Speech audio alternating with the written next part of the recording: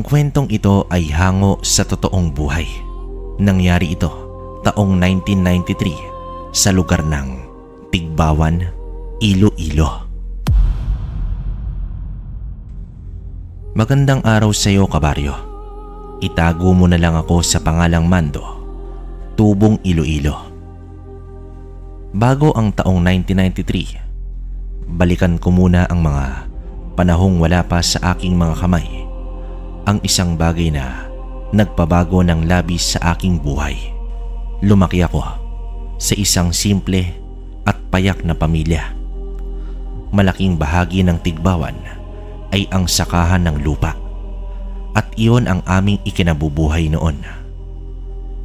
Kahit iyon ang aking nakalakihang pamumuhay, ay naging ambisyoso ko para sa paraang hindi namang negatibo.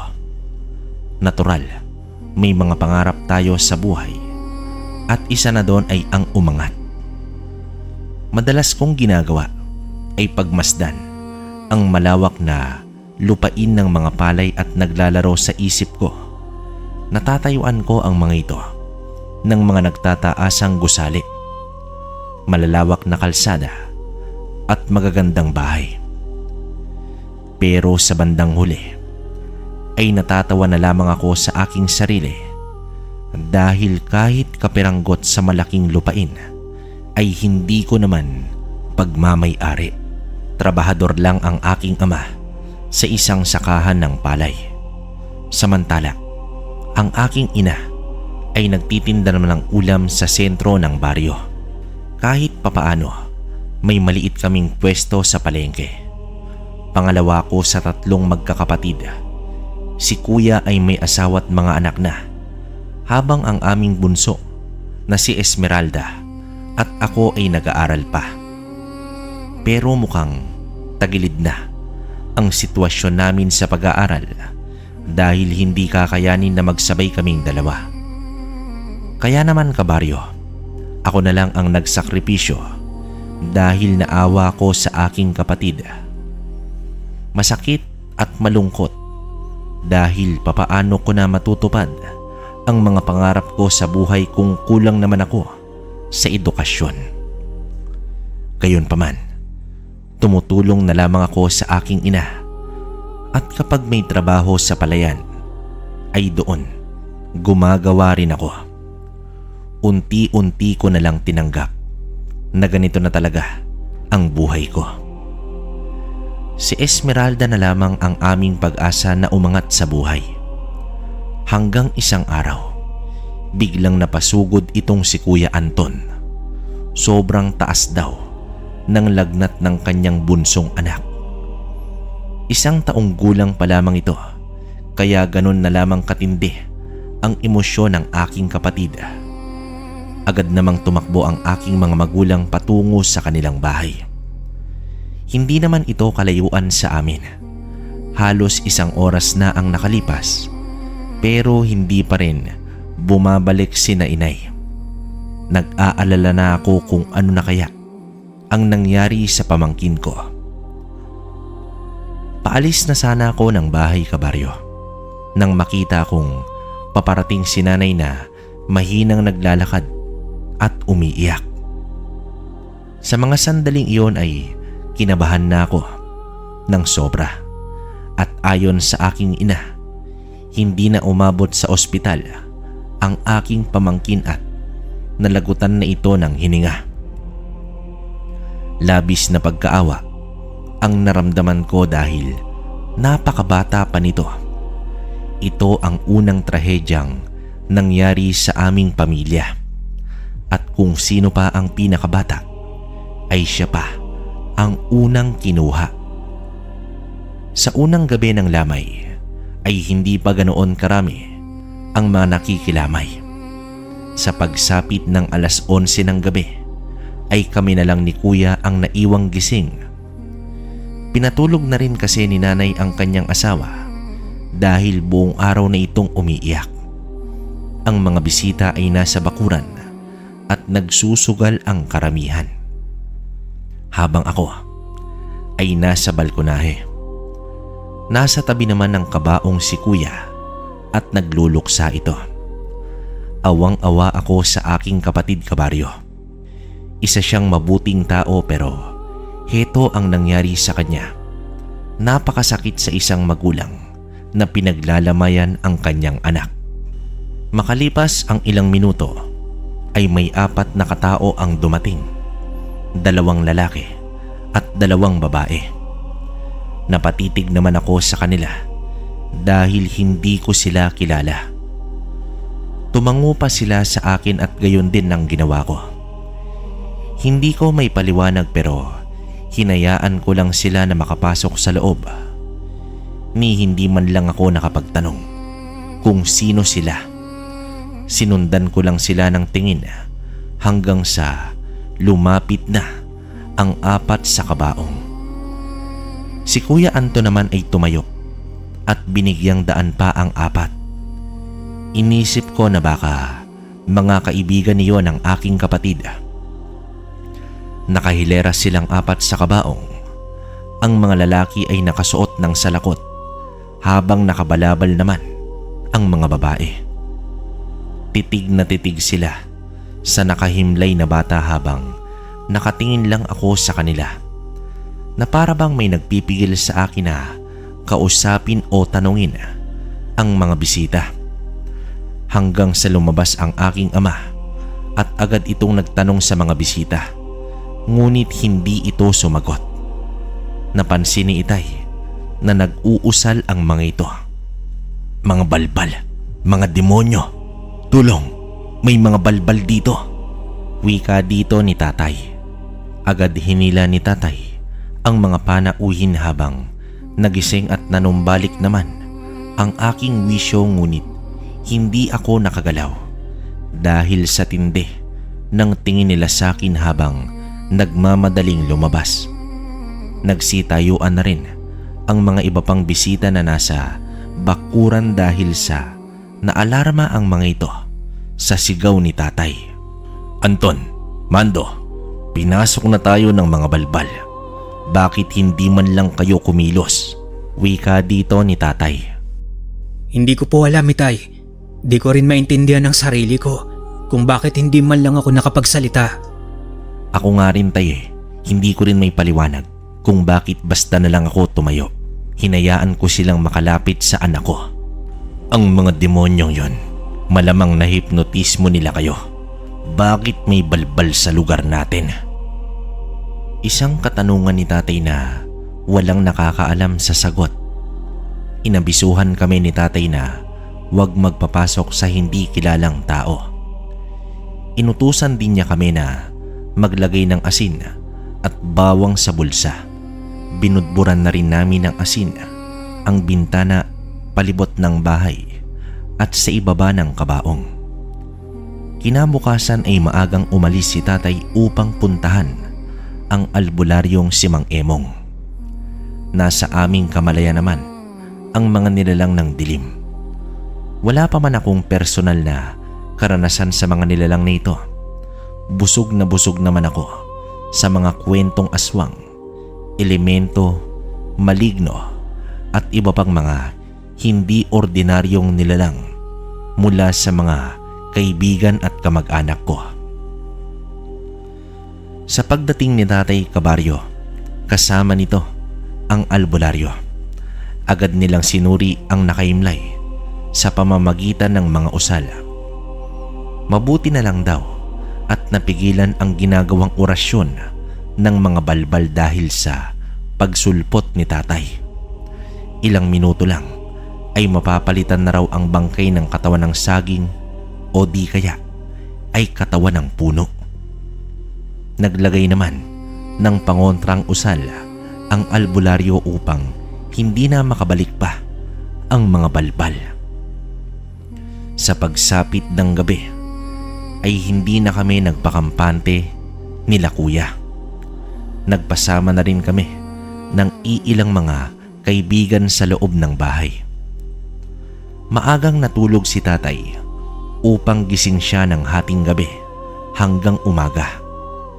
Sa awa naman ng Diyos ay hindi na nasundan ang pagbisita ng mga balbal at naidaos ng maayos.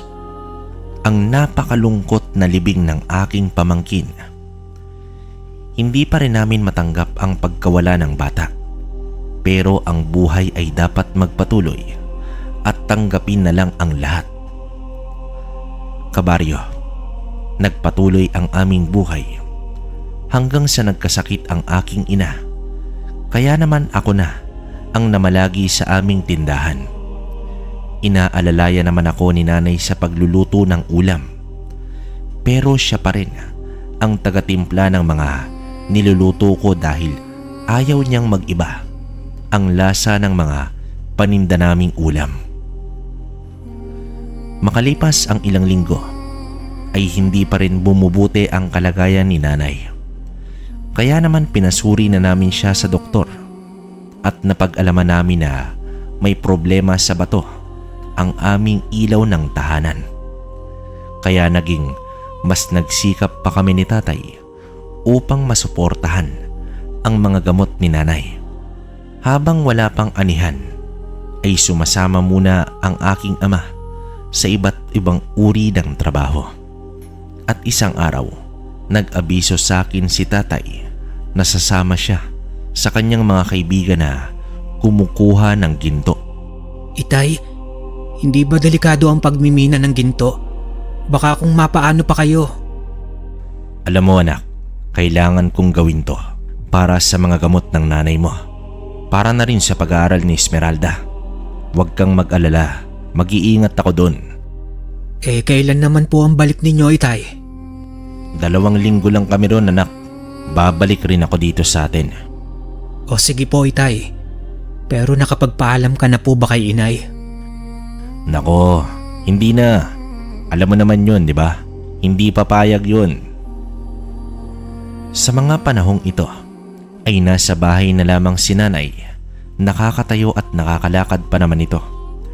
Iniiwanan ko na lang siya ng pagkain at ang bunso namin na ang gagawa sa bahay pagkagaling sa eskwela. Hindi rin niya maiwasan ang magtampo kay tatay dahil umalis ito na hindi nagpapaalam sa kanya. Lagi ko namang pinapaintindi sa kanya kung bakit umalis si tatay.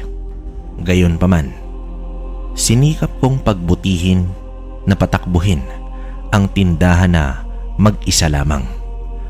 Hanggang isang araw, dumating ang mga kasamahan ni tatay sa tindahan. Bandang magliligpit na ako. Hindi ko nagustuhan ang itsura nila dahil lahat ito ay malungkot. Tinanong ko naman kung nasan itong si tatay. Yumuko lamang ang mga ito at tila walang gustong magsalita. Kumabog na ang dibdib ko, kabaryo, dahil iba na talaga ang pakiramdam ko.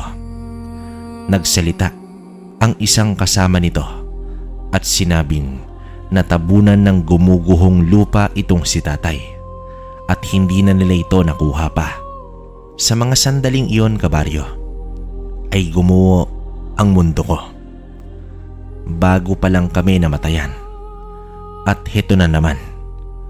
Papaano ko ito sasabihin sa aking ina na meron ding karamdaman? Sa mga oras na iyon ay kasalukuyang hinuhukay pa ng mga tao ang katawan ng aking ama. Naglakad ako patungo ng bahay na may iksi lamang ang mga hakbang. Hindi ko mapigilan ang maluha. Napatanong na lamang ako kung bakit ito nangyayari sa aming pamilya. Anong kasalanan ba ang nagawa namin? Bakit kami pinarurusahan ng ganito? Naabutan ko sa bahay si Esmeralda na nagluluto ng ulam habang nasa kwarto si nanay at natutulog pa. Hindi ko alam kung papaano uumpisahan ang pagsabi ng katotohanan. Hanggang sa kumain na kami at pilit kong itinatago ang mabigat na emosyon sa dibdib. Napansin naman ni nanay ang aking pagiging tahimik. Kadalasan kasi na kinikwento ko sa aking ina ang mga nangyayari sa tindahan. Nang pumasok na sa kwarto si nanay, ay ipinatawag niya ako. Dito niya ako tinanong sa kanyang napansin. Tanging pag-iyak na lamang ang aking nagawa, kabaryo, habang pinipilit ako ni nanay na sabihin kung ano ba talaga ang nangyayari. Sa pagsabi ko sa kanya ng katotohanan ay halos magwala itong si nanay sa kanyang nalaman.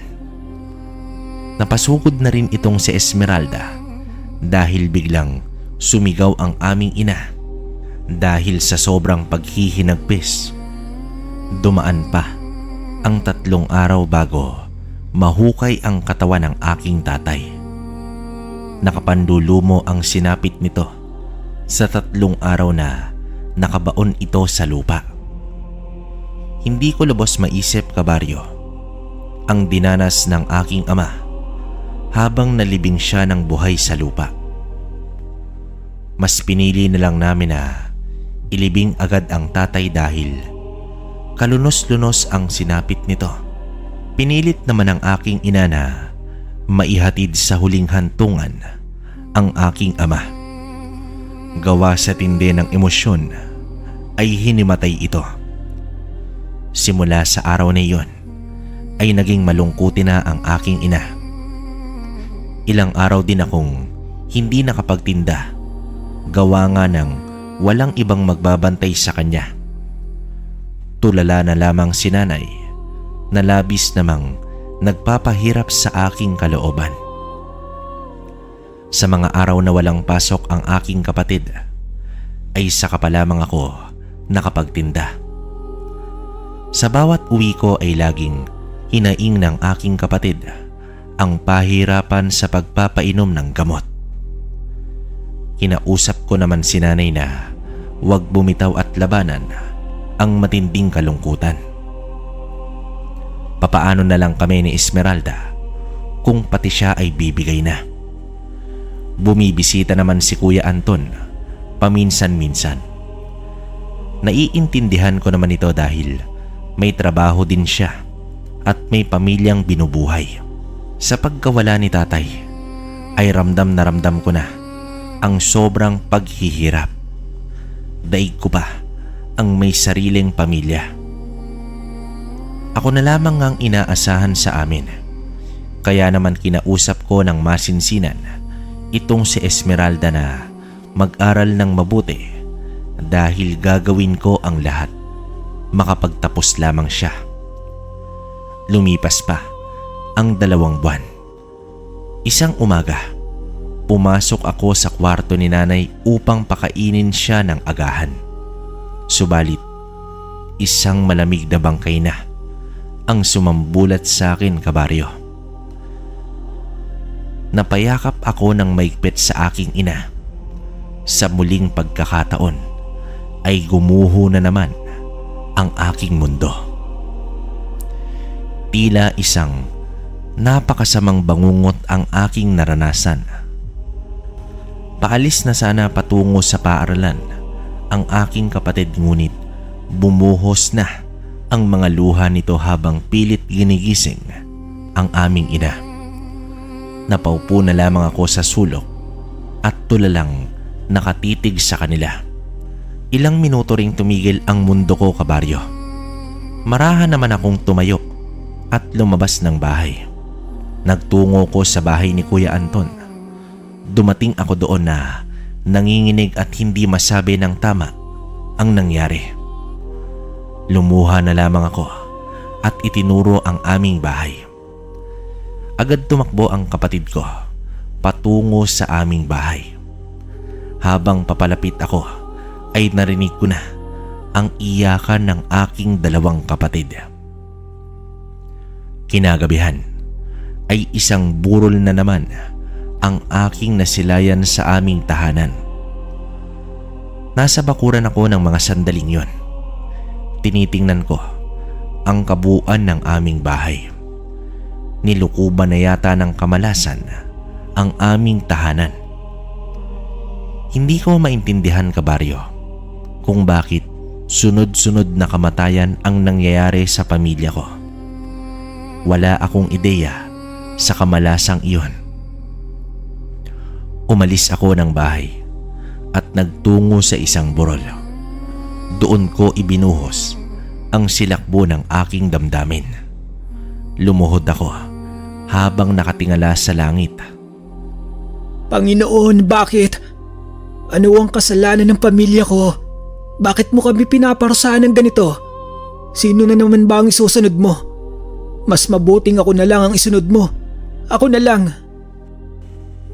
Hindi man tama ka, Baryo, pero dumating na ako sa puntong question ko na ang Panginoon sa mga nangyayari sa pamilya ko.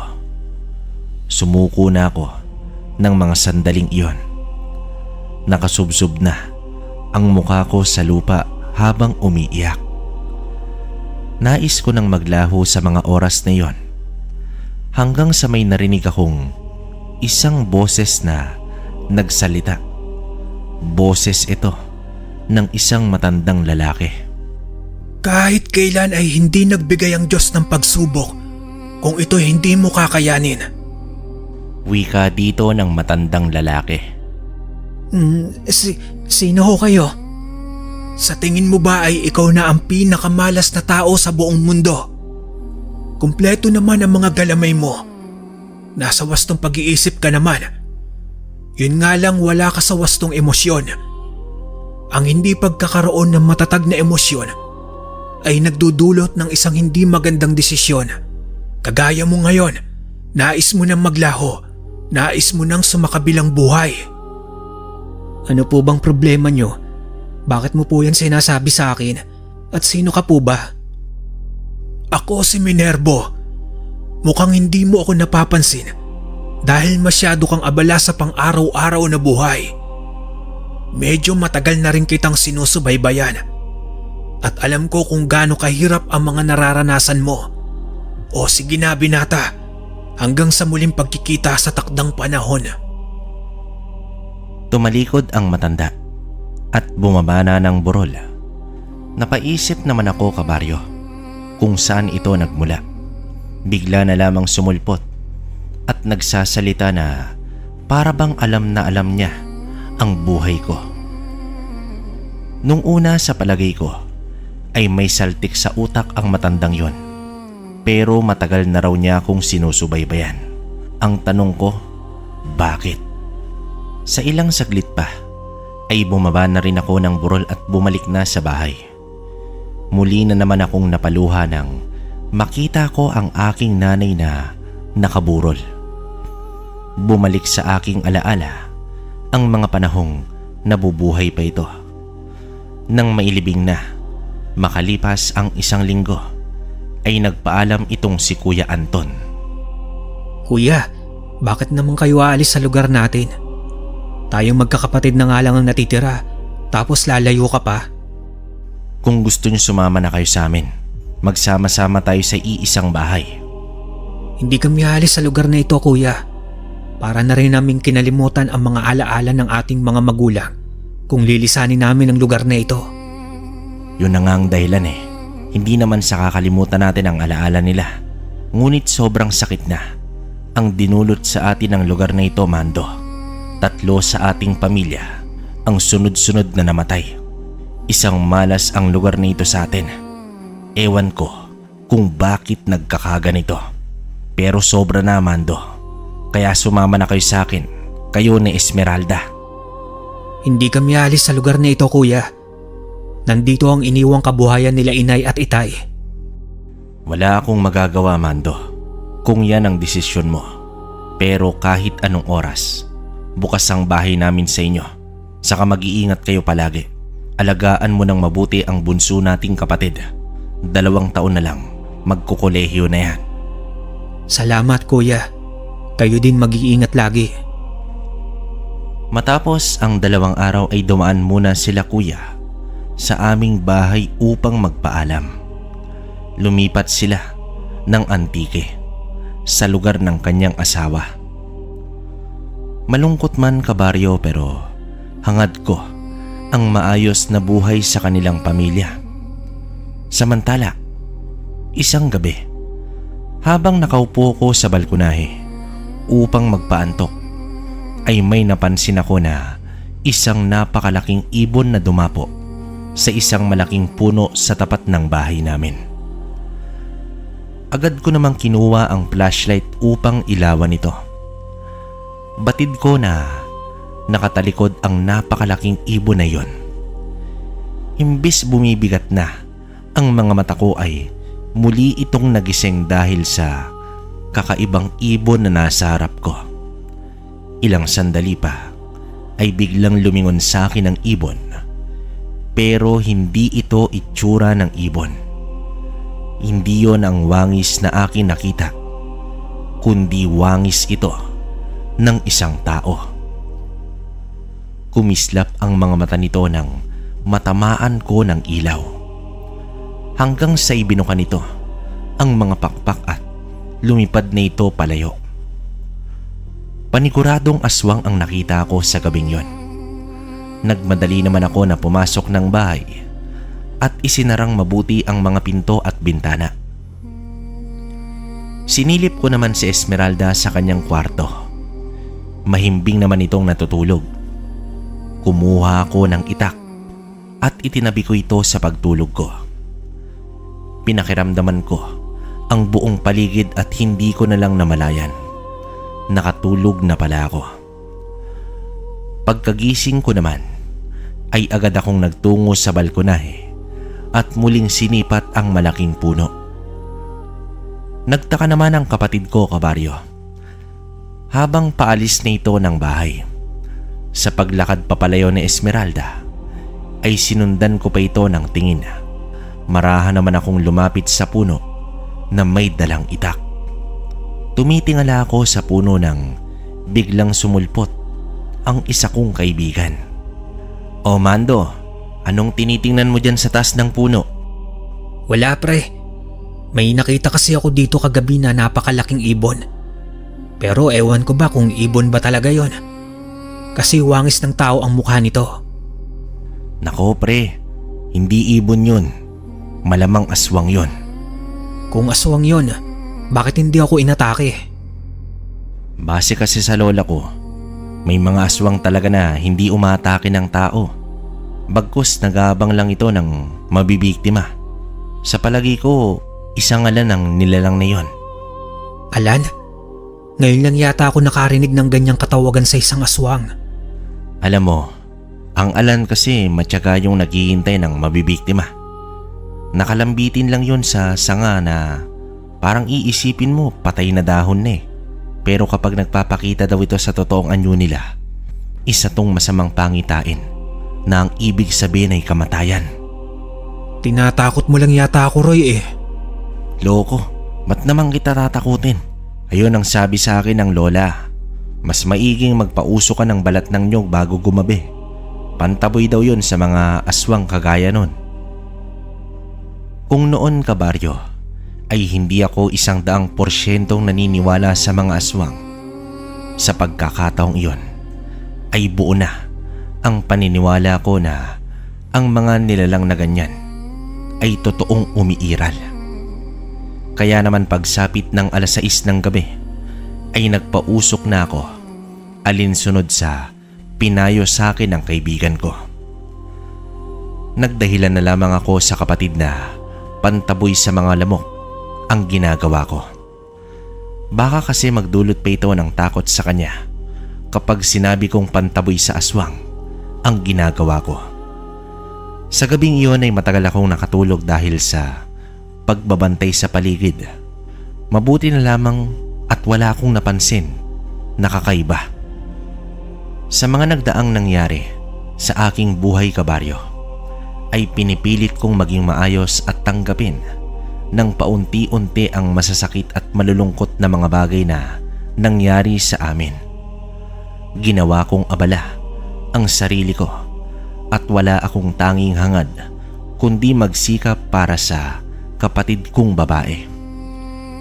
Subalit ang pagsisikap kong iyon ay mauuwi na naman pala sa wala.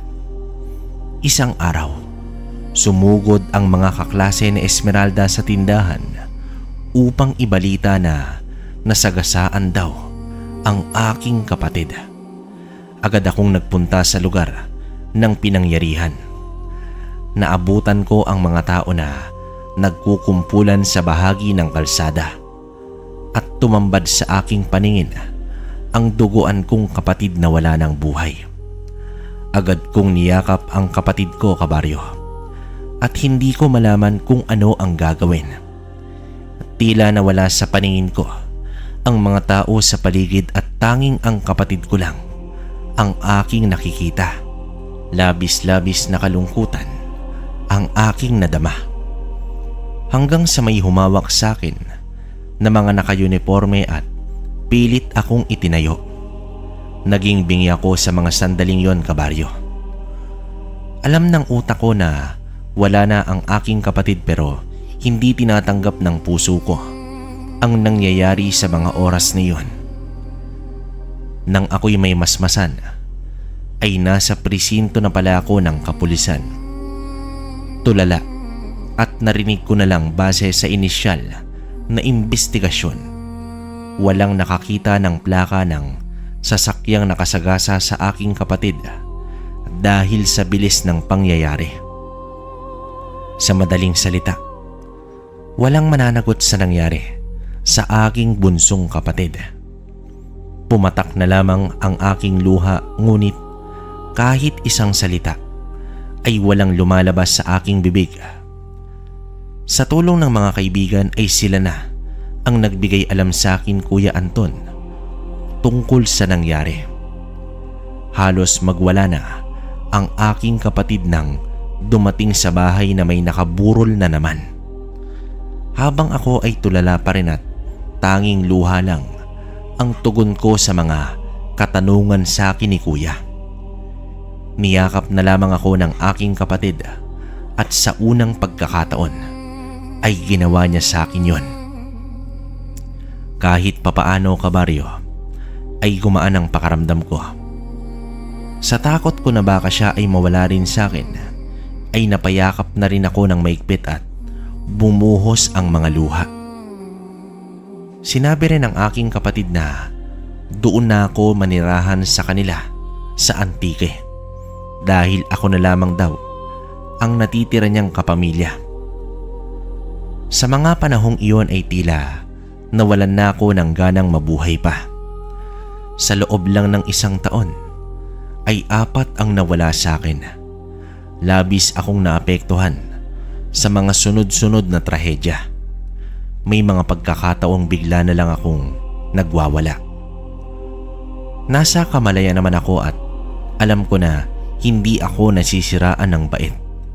Pero sa galit na hindi ko alam kung kanino ko isisisi ay dinaan ko na lamang sa pagwawala. Matapos ang ilang buwan ay unti-unting bumuti ang aking pakiramdam sa tulong na rin ng aking Kuya Anton. Minsan ay dinadalaw ko ang mga puntod ng aking kapamilya sa sementeryo ay bumubuhos na naman ang aking emosyon hanggang sa may narinig akong pamilyar na boses. Ganyan talaga ang buhay. Kung hindi tayo ang mang-iiwan, tayo naman ang iiwanan. Kayo yung bakit bigla-bigla na lang kayong sumusulpot? Sino po ba talaga kayo? Isipin mo na lang na isa akong gabay. Alam mo, sa totoo lang, awang-awa na ako sa iyo, binata. Siguro naman po hindi na ako susundan ng kamalasan dahil nasa ibang lugar na ako. Ang kamalasan ay parang kasamaan na may laging katapat na kabutihan. At iyon ay ang swerte. Tanggapin mo ito, binata. Mababago ang buhay mo sa bagay na ito. Ano po ba itong ibinigay niyo sa akin, Mang Minervo? Mando, iho. Huwag mong ihiwalay sa katawan mo ang bagay na iyan. Ang bagay na iyan ay isang mutya. Mutya ng alupihan. Magbibigay ng swerte sa iyo ang mutyang iyan. Swerte at proteksyon laban sa mga masasamang nilalang, tao man o elemento. Subalit susubukin ka ng mga nilalang upang maagaw sa iyo ang mutya. Palagi mo lang pakatatandaan, iho. Ang tanging paraan upang malagpasan ng mga pagsubok ay ang paglabanan ito. Magtiwala ka sa mutyang iyan at higit sa lahat, Huwag na huwag kang bumitaw sa may likha. Mutya ng alupian, swerte at pagsubok. Kamatayan na naman. Ayoko po nito. Laking gulat ko na lang, kabaryo, dahil biglang nawala sa harapan ko si Mang Minervo. Nalingat lang ako ng sandali, ay bigla na lamang siyang nawala. Nagpalinga-linga naman ako sa paligid, ngunit wala na talaga ito. Habang tinitigan ko ang maliit na bilog at kulay pulang bato, ay para bang hinihikayat ako nito na wag itapon, bagkus iligpit sa sarili. Inilagay ko na lamang ang bagay na yon sa aking bulsa. Oy, tanda, alam kong naririnig mo ko. Balak mo ba akong gawing antingero? Alam ko ang mga ganito eh. Maraming kwento na akong narinig tungkol sa mga anting-anting. Eh sino ka ba na paniniwalaan ko? Umalis na rin ako sa lugar at bumalik na ng Antique. Kahit ganoon, ang mga huling sinabi ko sa matanda ay may bahagi sa aking utak na nagsasabing paniwalaan ko ang mutya. Sa mga nakalipas na araw ay napagkasunduan namin ni Kuya na ibenta na lamang ang maliit na lupain na kinatitirikan ng aming bahay. Kaya matapos ang ilang linggo ay bumalik ako ng Tigbawan. Doon muna ako dumiretso sa kaibigan kong si Roy at sinabi ko sa kanya na naghahanap ako ng bibili sa aming lupa. Matapos nito ay nagtungo na ako sa aming bahay at doon ako nagpalipas ng gabi. Habang ako'y nakahiga ay may mga kaluskos akong naririnig sa paligid, hanggang sa nairita na ako at lumabas ako ng bahay namin, kabaryo. Binuksan ko na rin ang lahat ng ilaw sa bahay habang hawak-hawak ang isang itak. Oy, kung sino ka mang nariyan, pwede ba bang patulog naman kayo? Wala kayong mananakaw sa bahay ko, istorbo.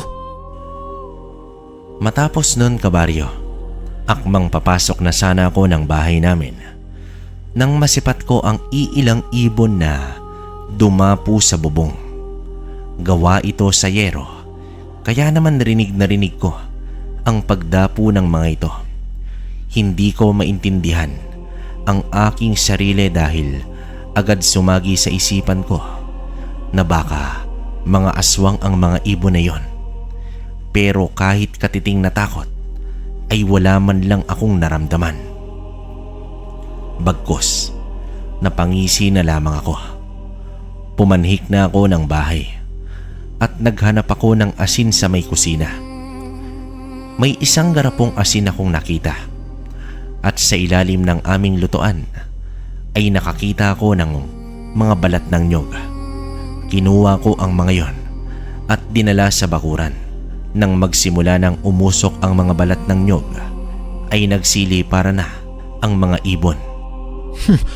Kung mga aswang nga kayo, pasensya na dahil naubos na ang takot ko. Sa dami ng trahedyang nangyari sa buhay ko, sa inyo pa ba ako matatakot, mga demonyo kayo? Natapos ang gabi nun, kabaryo, na wala namang masamang nangyari sa akin.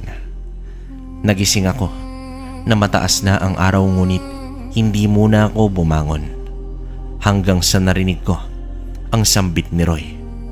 Ayon sa kanya, may nakausap daw siya sa palengke na interesadong bumili sa lupa.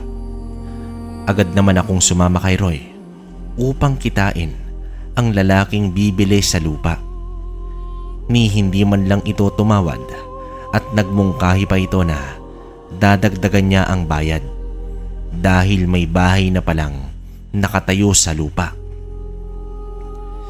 Tila swerte agad ang bumungad sa akin sa umagang yon.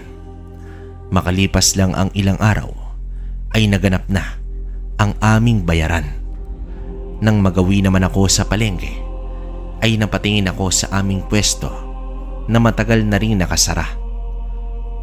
Bumalik ako sa aking kapatid at inilahad ko sa kanya ang aking balak. Nais ko kasing buhayin ang tindahan ng aking nanay, kabaryo. Hindi naman tumutol si kuya pero may pag-aalala pa rin ito.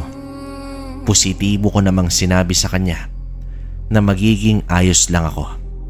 At isa pa, sanay na sanay naman ako sa Tigbawan dahil dito ko lumaki. Muli kong binuksan ang tindahan. Ginamit ko ang perang napagbentahan ng bahay. Hindi naman tinanggap ni kuya ang bahagi ng pinagbentahan. Ipinaubaya niya na sa akin ang lahat. Maayos naman din kasi ang kalagayan nila sa Antique. Gayunpaman, mas pinaganda ko pa ang tindahan upang maging kaakit-akit sa mga kakain. Inalala ko lahat ang tinuro sa akin ng aking ina sa pagluluto ng mga ulam. Sa unang araw ng pagbubukas muli ay dinumog agad ito ng mga tao. Hindi ko inaasahan, kabaryo, ang pagdagsa ng mga tao. Mabuti na lang at napasyal itong si Roy at pinakiusapan ko siya na tulungan muna ako dahil ako lang mag-isa. Hindi man lang inabot ng dapit hapon, ubos ang lahat ng paninda. Sa mga sumunod na araw ay dinamihan ko na ang mga niluluto ko. Naging empleyado ko bigla itong si Roy dahil tambay lang din naman ito. Wala pang isang buwan ay nagdagdag na ako ng 2 pang tauhan na mga kaibigan ko rin. Eksaktong inalok sa akin ang katabing pwesto dahil pinatitigil na ng mga anak ang matandang nagtitinda ng kakanin. Kaya naman mas lumaki ang pwesto ko, kung saan malaking tulong yun dahil siksika na talaga ang mga tao. Ang iba pa nga ay binibili na lang ang mga paninda dahil wala nang lugar na pagkakainan. Paring Mando, grabe naman ang swerte mo. Simula nung mga bata pa tayo, hindi ko napansin na may ganitong karaming parokyanong tindahan na ito. Oo nga eh. Kadalasan pa nga ay hindi nauubos sa mga paninda. Ang iba ay napapanis na lang. Maswerte talaga ngayon. Habang lumalago ang tindahan, kabaryo, ay palagi namang sumasagi sa akin ang sinabi ni Mang Minervo tungkol sa mutya. Ngunit hindi ko rin maiwasan ang sinabi niyang pagsubok na mararanasan ko. Kaya kada linggo ay nagpupunta ako ng Antique upang alamin ang kalagayan ng aking kapatid at ng pamilya niya. Sa mga trahedyang naranasan ko ay hindi ko maiwasang mag-alala sa kapatid ko. Sa awa naman ng Diyos ay maayos naman palagi ang kalagayan nila. Hanggang isang araw, nagsasara na kami ng tindahan bandang hapon. Nang may dumating, si Mang Simon, kakumpitensya ko sa negosyo. Noon kasi ay walang panama ang aming tindahan sa tindahan niya. Nasa 3 pwesto na ang pagmamay-ari niya at punuan talaga lagi yon. Pero nang binuksan ko muli ang tindahan, ay naging matumal na ang negosyo niya. Ay Mando, anong itim na kapangyarihan ang inilagay mo sa mga ulam na paninda mo at binabalik-balikan ito ng mga tao? Buwisit ka. Simula nang bumalik ka ay nagkandalechi-lechi na ang negosyo ko. Araw-araw akong nalulugi. Wala namang ganyanan, Mang Simon. Maayos lang akong nagtitinda dito. Basta. Alam ko na may kakaiba kang ginagawa. Siguro marahil sa kabila ng mga nangyari sa pamilya mo, ibinenta mo na ang kaluluwa mo kay Satanas kapalit ang swerte. Mabuti nga at namatay na ang pamilya mo. Sumusobra ka na po, Mang Simon. Huwag mo naman idamay ang mga nananahimik na. Bakit totoo naman na. Isinumpa ang pamilya mo, kaya kayo unti-unting nauubos. Buhay pa ba si Anton? Hindi na ako sumagot dito, kabaryo. Sa mga sandaling iyon ay uminit na ang ulo ko at susugurin ko na itong si Mang Simon. Pinigilan lang ako ng mga kaibigan ko. Pinakiusapan naman nila ito na umalis na. Nakasimangot pa na umalis si Mang Simon at masama ang tingin sa akin. Dahil nga sa maganda ang takbo ng negosyo ko, ay nakakuha ko ng lupa at bahay na hinuhulugan ko naman buwan-buwan. Isang gabi, habang ako'y naglalakad na pauwi, ay may mga kalalakihang humarang sa akin. Nasa 4 ang bilang ng mga ito. Pasimple pa rin akong naglakad ngunit biglang may tumutok sa akin na baril mula sa isa sa mga kalalakihan. Habang ang iba naman ay napansin kong may dalang mga patalim. Alam ko sa mga oras na yon, kabaryo, ay papatayin ako ng mga ito. Nakiusap naman ako na kuhain na lamang ang perang kinita ko sa isang araw, subalit hindi nila iyon kinuha. Napagtanto ko na buhay ko pala talaga ang kukunin nila at hindi ang pagnanakaw. Nagmamakaawa na ako at napapaatras na hanggang umalingaw-ngaw ang isang putok ng baril at ramdam na ramdam ko na tumama ito sa aking ulo. Agad naman akong bumagsak at nagtakbuhan na palayo ang mga kalalakihan. Habang ako ay nakabulagtas sa lupa, ay parang pinitik lang ang ulo ko at nang kapain ko ay walang sugat at dugo. Sa madaling sabi, hindi tumalab ang bala sa akin. Marahan akong bumangon at umupo sa lupa. Napaisip ako kung papaano nangyari yon. Bigla namang sumagi sa isip ko ang tangan kong mutya ng alupihan. Bahagya naman akong natawa dahil sa isip ko noon na isa na pala akong antingero. Ang swerte at hindi pagtalab ng bala ay dahil sa mutyang hawak ko. Kinabukasan, kabaryo, 4:00 ng madaling araw, ay nagtungo na ako sa tindahan upang magluto ng ulam. Madadaanan ko kasi ang pwesto ni Mang Simon. Simula kasi nang nagtinda ko ulit, ay napakaaga ng magbukas ni Mang Simon. Nakita ko naman siyang nakatayo sa labas ng kanyang tindahan. Nang makalapit na ako sa kanya, ay bigla naman itong nagulat. Animoy nakakita ito ng isang multo.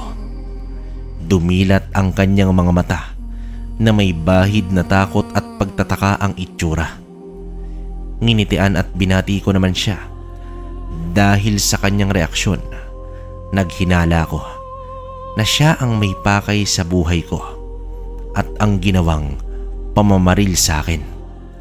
Sa buong araw na yon ay hindi ko na napansin si Mang Simon sa kanyang tindahan. Mga tauhan na lamang niya ang naiwan. Kaya naman naginala pa ako ng gusto. Kinagabihan, sa aking pag-uwi ay nagsukbit na ako ng itak sa tagiliran. Ngayon alam ko na hindi pala ako tinatabla ng bala. Panahon na para gumante kung may magtatangka pa ng aking buhay. At hindi nga ako nagkamali. Sa aking paglalakad ay may biglang sumugod sa aking likuran at agad akong inundayan ng taga. Humarap ako sa lalaki at agad ko naman itong ginantihan ng taga. Sa gulat ng lalaki ay naisalag niya ang kanyang kaliwang kamay at sa hindi inaasahang pangyayari ay naputol ito sa isang tagalang.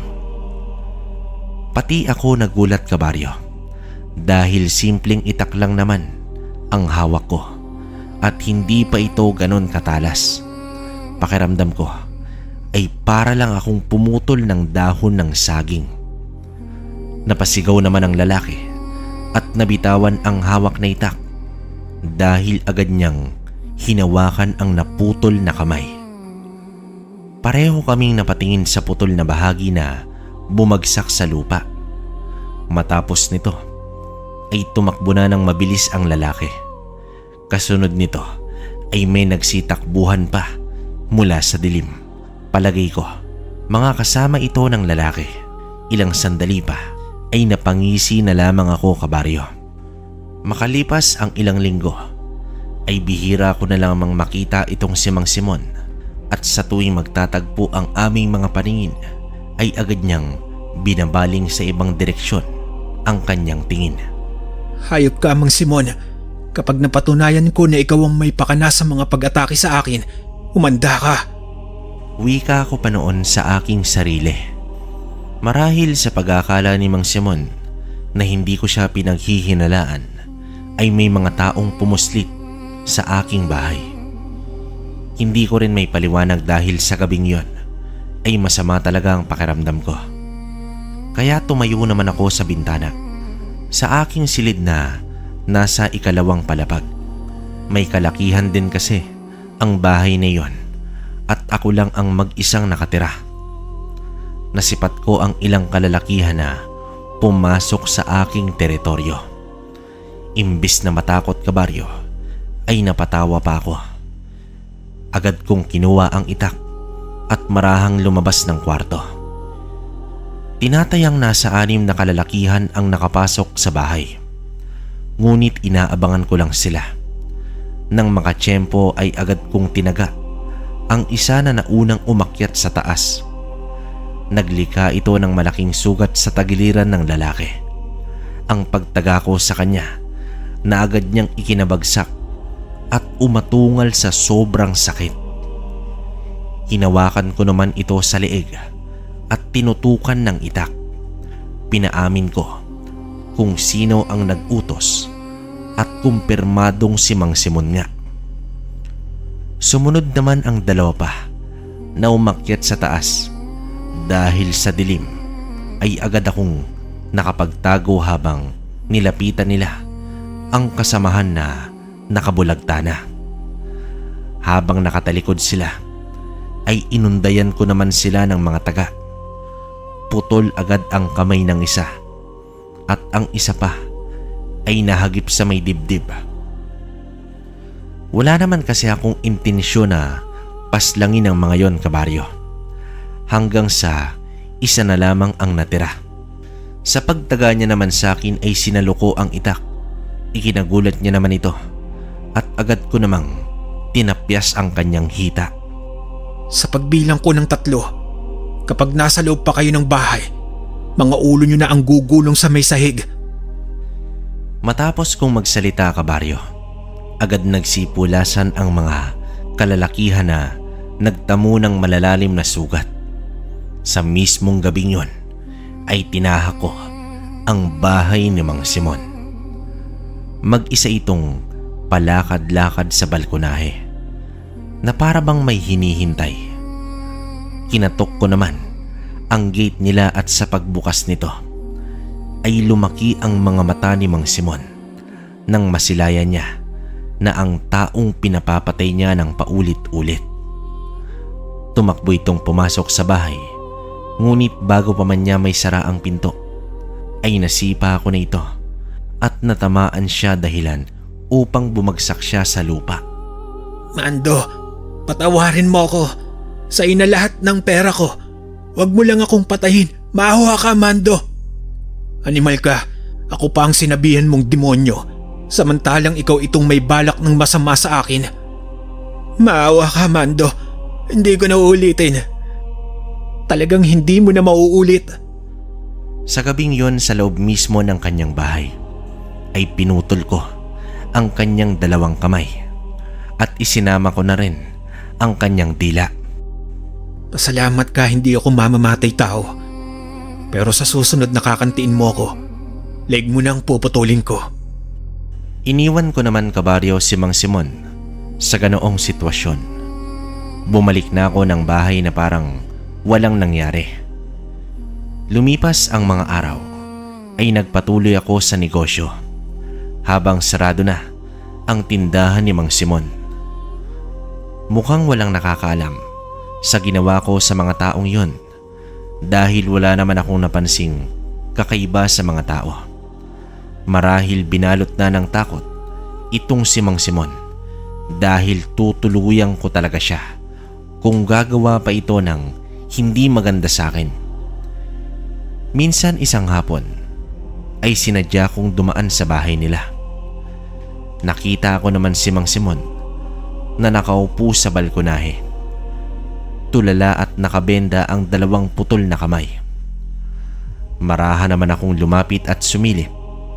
Makalipas ang ilang minuto ay nagawi ang tingin niya sa kinaroroonan ko. Nanlaki naman ang mata ng matanda na tila nanigas ang buong katawan. Ngumisi ako sa kanya dahilan upang tumayo ito at nagmadaling pumasok ng bahay at tuluyang magsara ng pinto. Umalis akong nakatawa, kabaryo. Siguro iniisip niya na mas mabuti pang pinaslang ko na lamang siya.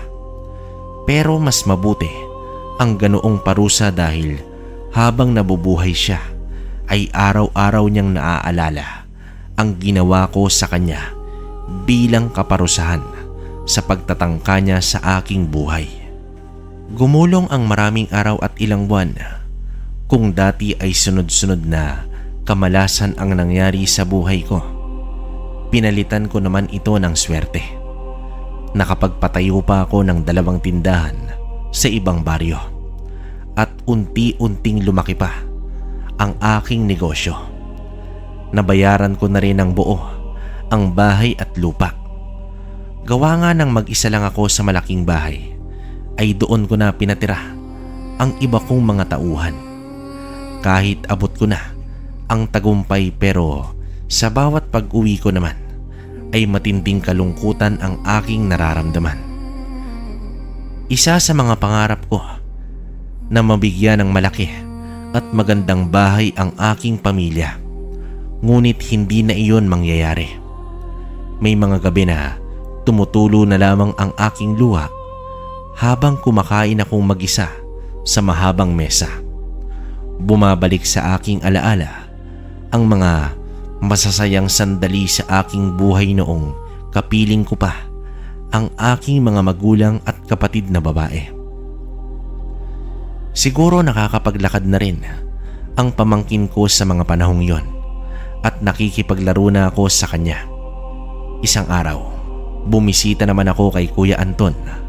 Niyakap ko siya agad ng maigpit. "Oh, Mando, parang ilang taon tayong hindi nagkita. Di ba noong nakaraang linggo lang nandito ka naman?" Wala, kuya. Masaya lang ako na nandito ka pa rin. Sa kabila ng lahat, pamilya pa rin ang hanap ko. Di baling kagaya pa rin tayo noon na simple at payak lang ang pamumuhay, pero buo naman. Matagumpay nga ako at mayaman, pero para saan ba itong lahat? Bakit kasi hindi ka na lang manatili dito?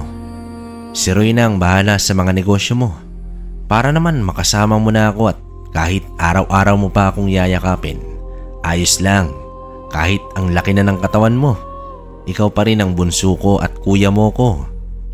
Sana nandito pa si Esmeralda at sabay nating abutin ang mga bagay na dati inakala natin na sa panaginip lang mangyayari. Ako din naman. Walang araw na hindi ko sila naisip. Pati syempre ang anak ko. Dahil sa kasalatan sa buhay, hindi ko siya naipagamot agad, di ba? Hayaan mo, kuya, may awa ang Diyos. Ang mahalaga, nandito pa rin tayo at kasama pa rin natin sila. At kahit kailan ay hindi mawawala sa puso at isipan. Hindi man ako tumira sa bahay ng aking kapatid ay sapat na sa akin na makita ko siya at ang aking pamangkin kada linggo. Hindi ko kasi maiwan ang Tigbawan, kabaryo. Dahil sa lugar nito, nandito lahat ang purong masasaya at masasakit na alaala. Noong kapiling ko pa sina tatay, nanay at Esmeralda at ang aking pamangkin. Upang may dahilan pa talaga ako na hindi iwan ang Tigbawan, ay binili ko ang lupa na dating sinasaka ni tatay. Habang tinitingnan ko ang napakagandang lunti ang mga palay, ay narinig ko na naman ang pamilyar na boses. Mukhang maayos ka na, Mando. Sabi ko naman sa'yo, di ba? Walang pagsubok na ibibigay ang Panginoon kung hindi natin ito kakayanin. Hanggang ngayon ay nahihiwagahan pa rin po talaga ako sa pagkatao mo, Mang Minervo. Sino ka po ba talaga? Sabi ko naman sa'yo, ako ang iyong gabay. Ewan ko sa'yo, Mang Minervo. Pero maraming salamat sa mutiyang ipinagkaloob mo po sa akin. Kagaya pa rin ng dati, kabaryo. ay nalingat lang ako ay nawala na naman ang matanda. Sa muling pagbisita ko sa aking kuya ay naabutan ko silang mag-asawa na nag-aayos ng mga lumang gamit. May mga lumang larawan na nandoon. Hanggang may isang larawan na ipinakita sa akin si kuya at ang sabi niya, larawan daw iyon ng aming lolo. 5 taon pa daw siya nang namayapa ito habang ako ay sanggol pa. Nang aking kinuha at tiningnan ang larawan ay mukha ni Mang Minervo ang aking nasilayan. Ang kwentong ito ay nagpapaalala sa atin sa kahalagahan ng buhay, na sa kabila ng mga kabiguan at trahedya ay dapat patuloy pa rin tayong tatayo at muling tatayo kapag nadapa at harapin ang bukas. Mga kabaryo, hanggang dito na lang ang kwento natin. Naway merong kayong napulot at natutunan sa kwentong inilahad natin ngayong araw. Salamat.